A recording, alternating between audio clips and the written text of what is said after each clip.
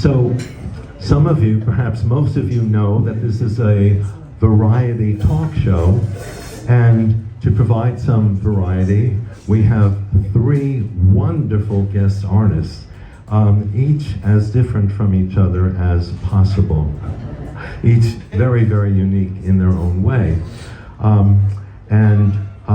So our first guest artist that I'd like to introduce is Simeon Hein.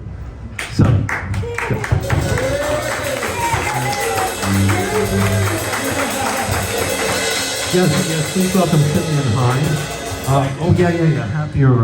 Have your books. Thank you, Dr. Liz. Oh, thank you, Dr. Hein. Doctor of Vibe. Oh, well, thank you. So have a seat. Oh, sure. And, yeah.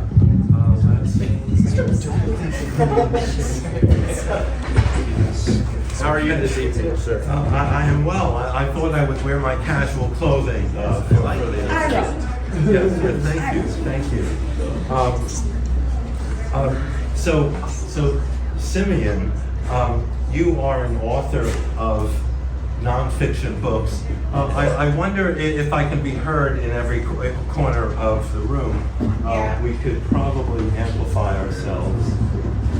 Ira, take off your tape. Oh, all right. I like the tip. Okay. That special je ne sais quoi. Yes. Crazy. It's crazy. Yeah, it's a special. Somehow you're not the same without your tip. Right. Well, somehow we'll get along. Actually, I made this at Gusto. A little plug out of gold paper. Yes. Okay. So you are the author of several books here. Crazy. So I just can't stop typing. I don't know what it is. It's some sort of mental defect. Well, no, you are a very curious individual, and you are curious. So it all started with you, Ira, because years ago I met Ira at it was a talent show in South Boulder. It was at a deli that no longer exists.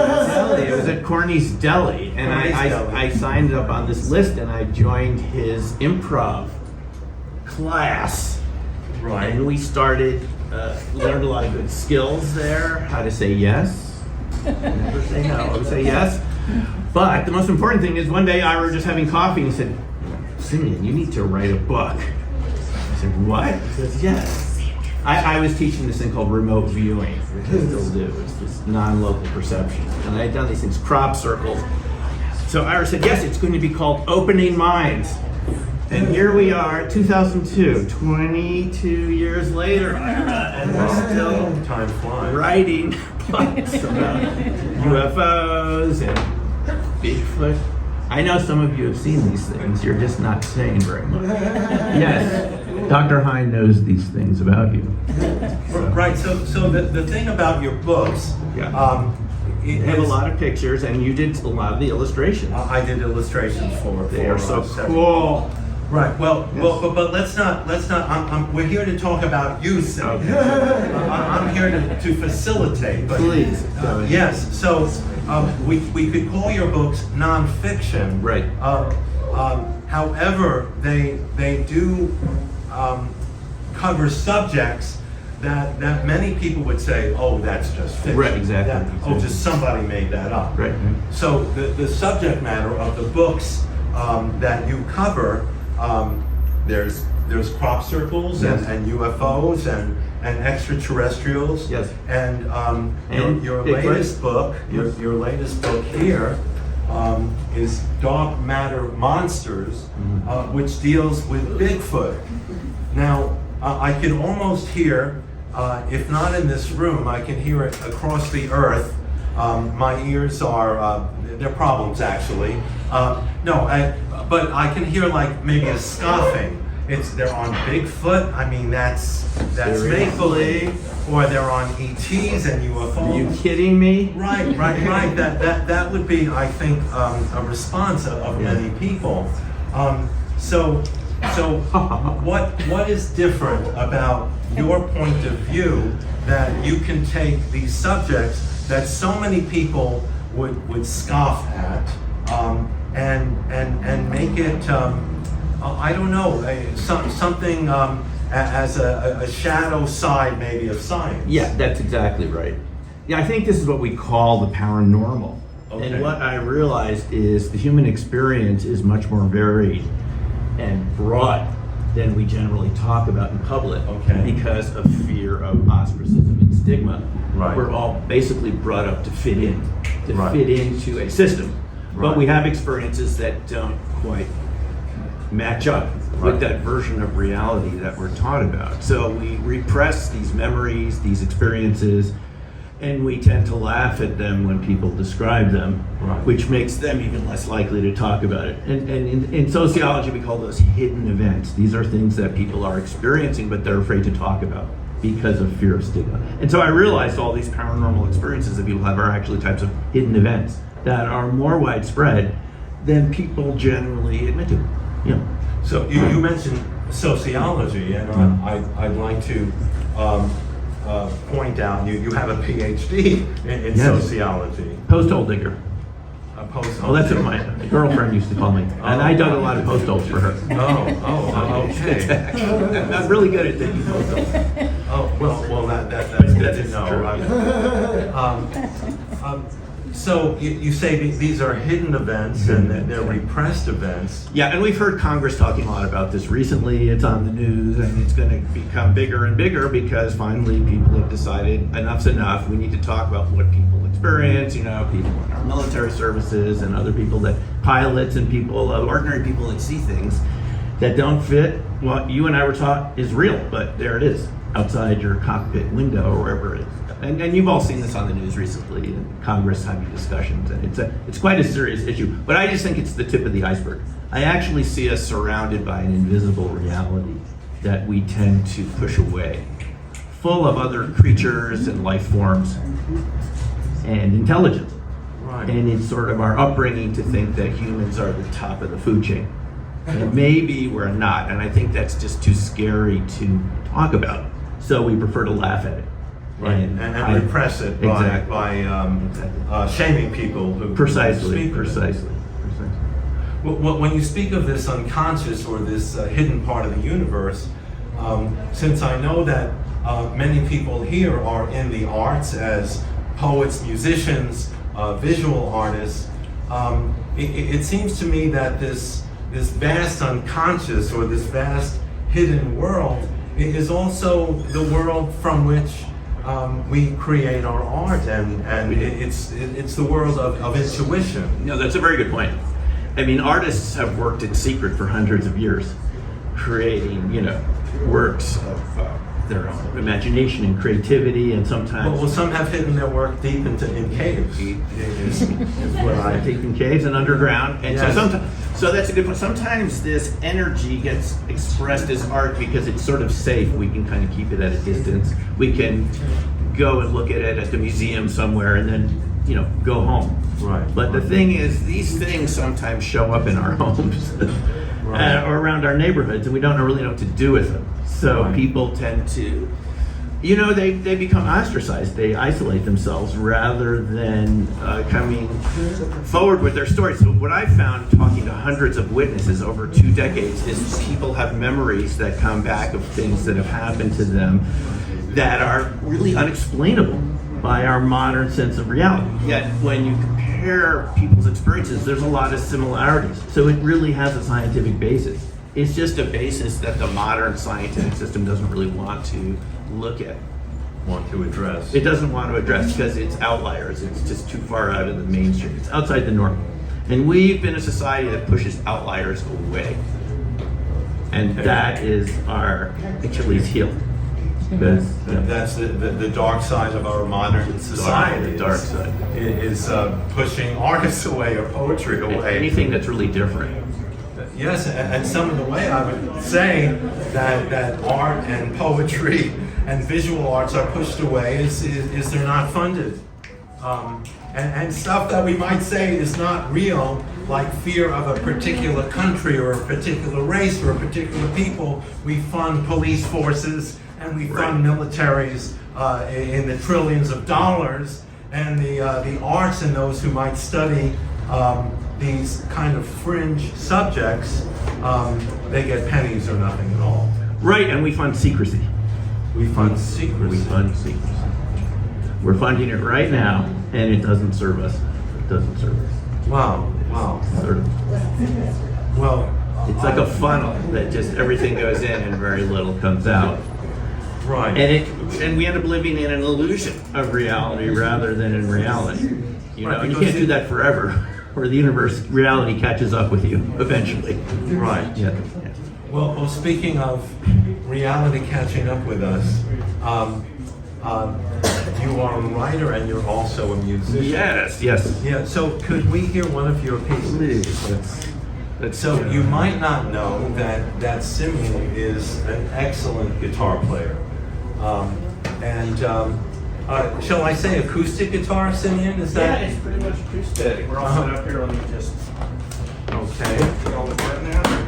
So while Simeon is getting the guitar out, I will say that Simeon's books are for sale. You could look at some on the table in the back, next to a wonderful human named Irish and the director of the show, Hector Munoz.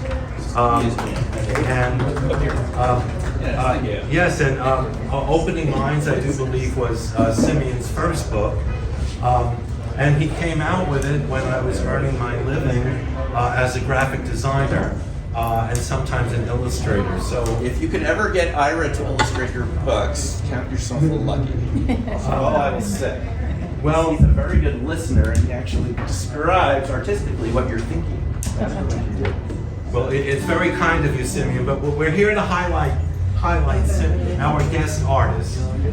So these books are available for sale, and I think you have some CDs back there Yes, as I well. have some CDs. Let's on with the show. Okay. So everything that doesn't end up in the books ends up somewhere on the guitar. So I was lucky. I had a mom that taught me when I was 12 or 13 how to do finger picking. This is like a half a century ago. So I've been playing ever since. And we grew up near Pete Seeger and the Hudson and so forth. And I grew up around acoustic guitar, so we don't do the mic. Oh.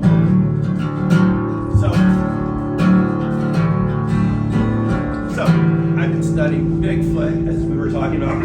They're not very far away. They're right over there. And read the book if you don't believe me. People. But anyway, I just thought I'd write this song. This is called "Ride My Big Feet," and it was a song. Yeah. So I talked to so many people that have encountered these life forms around the Colorado area. I started to imagine what it would be like if one of them let you piggyback on them, since they're like 7, 9, 10 feet tall. What would it feel like to go through the forest on the back of a Bigfoot if they were giving you a ride? So that's what this song has to do. And here we go.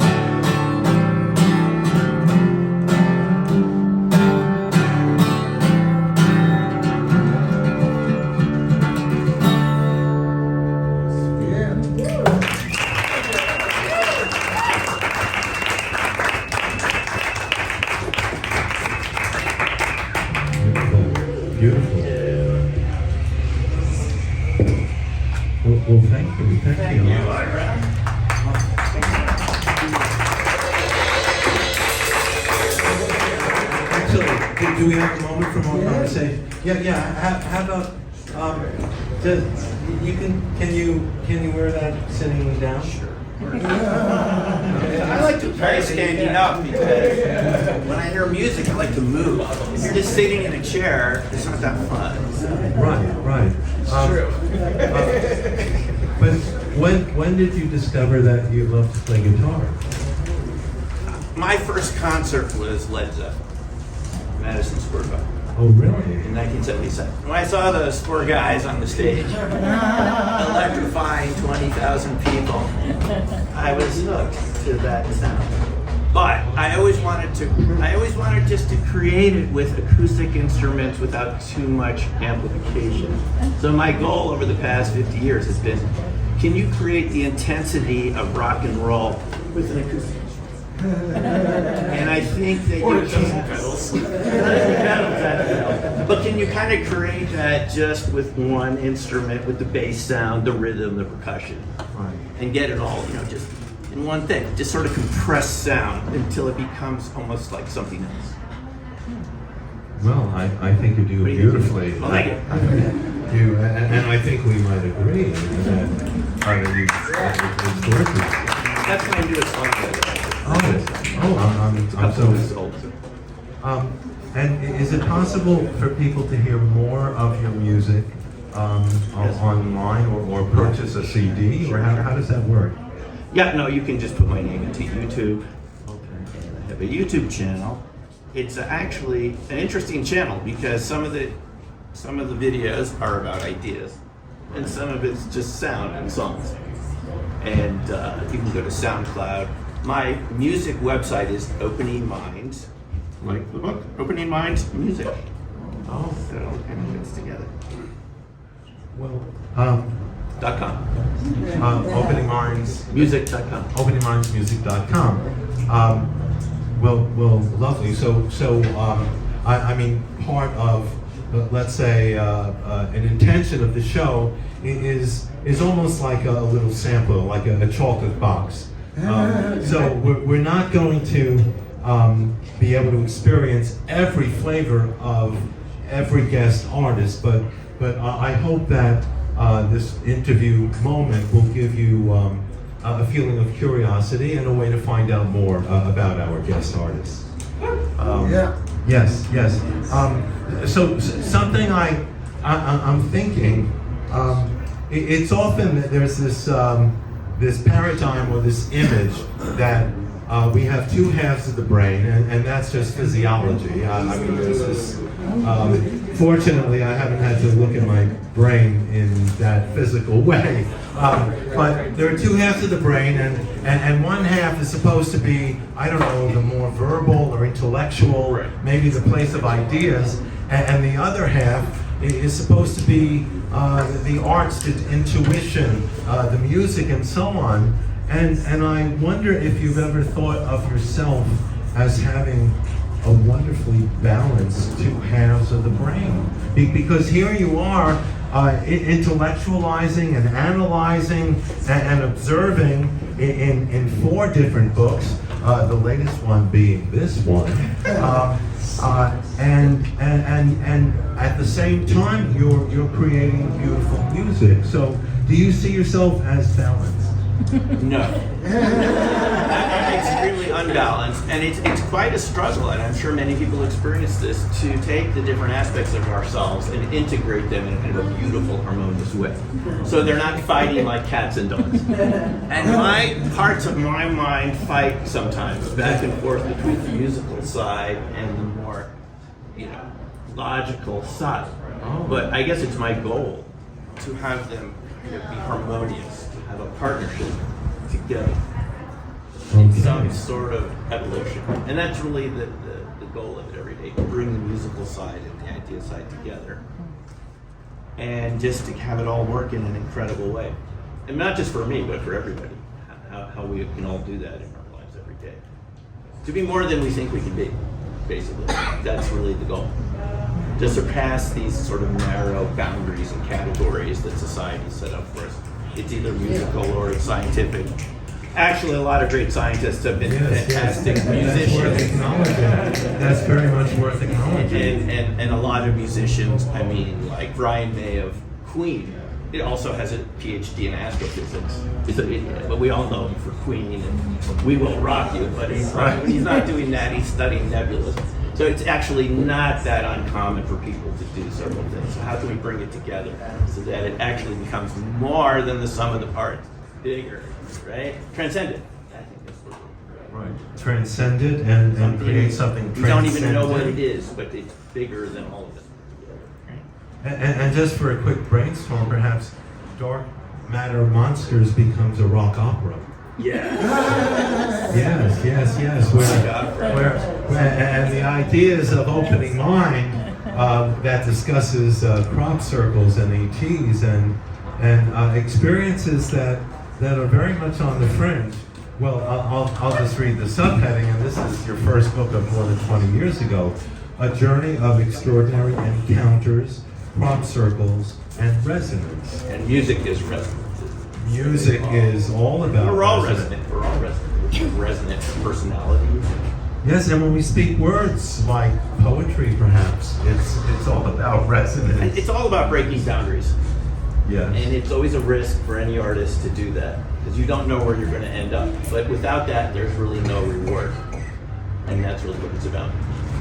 Pushing the Yeah, boundaries. I think so. Yes. To new places to grow. Right. expand. Right. Well, let's have room for that acknowledgement. Yeah. Yes. I think you may be speaking to the choir in a sense. I love what you do, Simeon, and I have for quite a number of years. I wondered, is there a particular event or project that you would like to share? Maybe we've covered it, but I have a sense that we may want to complete this segment and soon move on to our next guest artist. So, anything you'd like to let us know about? I think the idea is, can we use sound and music to create a sort of self-sustaining type of energy that could power our technology instead of combustion fuels? Okay. And it turns sound into type of perpetual energy that could create new states of matter. Keep compressing it beyond what an acoustic guitar could do to create something different. Because that's what I think these cryptids and Bigfoot already know how to do. They just haven't shared their secret with us. So can we figure out what they're doing, to create all sorts of paranormal and metaphysical effects, but something that would be helpful, in how we live. So it's less polluted, more abundant, so forth and so forth. That's what we're working on. Okay. Well, I think we all wish you success in that. And Ira, thanks. I just want to say thanks to Ira for being part of my creative life for 2 decades. And the feeling and the gratitude is mutual, Simeon. You've been a part of my creative life. Yes. Rock on. Rock on, rock on. Okay. Well, let's thank Simeon, and we will move to the next segments of our show. Thank you. Yeah. Thank you. Thank you for being our guest. Would you like one more? Oh, we have time. Oh, let's do. Yes. Okay, one more So while play we're us here. out. Oh, super. Let's. And Thank you for by all means, stand up and be comfortable. That guitar went out of tune while I was playing. You didn't hear it. And I just want to make sure it's in tune. No, it's built in right here. Whoa. It's built in. There's a new string. It's a Fishman tuner. This is like Leo Kottke said. He gives like all my songs a lot of tunes. 12 strings works. I'm doing hey. Okay, we're good. So this song. So have you seen the hummingbirds around this time of year? They come back. So for me, hummingbirds are always a little paranormal. I think that they're using what I was just telling you about. They're compressing energy in a way to be more than that tiny little size. They migrate in one flight. They don't take any breaks. All the way up from Mexico or Southern California, wherever they come from. That tiny, they weigh like less than an ounce. It's incredible. Anyway, this is my song about hummingbirds. It's called Gymongorous.